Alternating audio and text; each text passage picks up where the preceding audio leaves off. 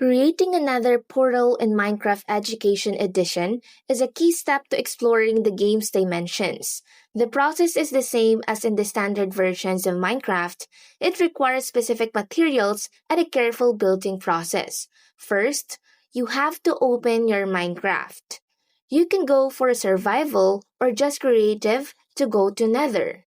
Make sure you have obsidian at least 10 blocks. Obsidian is a very tough block that is created when water and lava mix.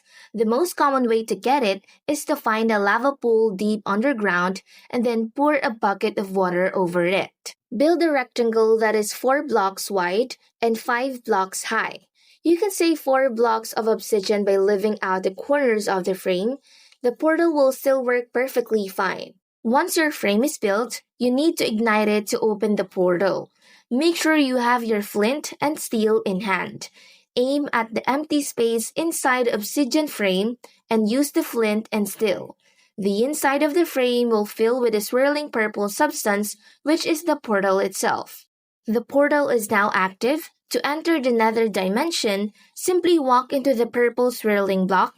The screen will become disorienting for a few seconds, and you will be teleported to a new dimension filled with new blocks, unique mobs, and new challenges.